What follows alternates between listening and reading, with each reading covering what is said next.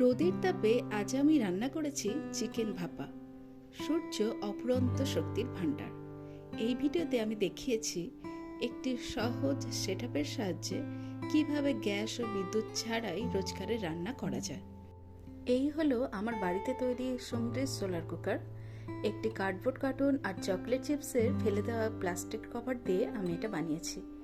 কেউ বানাতে চাইলে প্লিজ নিচে কমেন্ট করুন।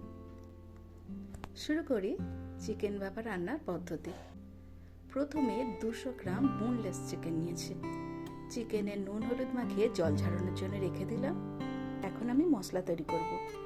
মশলা তৈরির জন্য ওভেন টাইম 3 মিনিট লাগবে। প্রথমে কড়াইয়ে তেল গরম করে পেঁয়াজ কুচি, রসুন কুচি, আদা কুচি এবং টমেটো কুচি দিয়ে কিছুটা নেড়ে নেব।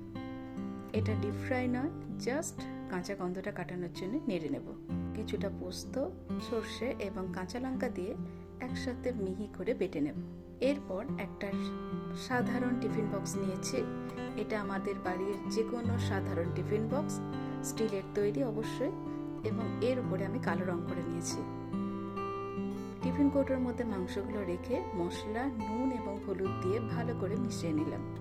কৌটো ঢাকনা দেওয়া হয়ে গেলে এটা ওভেনে যাওয়ার জন্য রেডি। এইভাবে আমি ইনসুলেশন করি। এই ইনসুলেশনের মাধ্যমে আমি কিন্তু ওভেন টেম্পারেচার বাড়িয়ে দিই।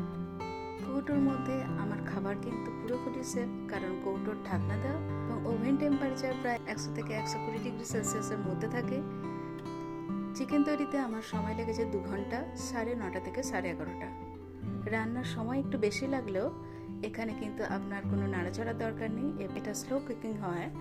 আপনার রান্নার খাবারের টেস্ট এবং পুষ্টিগুণ কিন্তু সম্পূর্ণ মাত্রায় বজায় থাকে।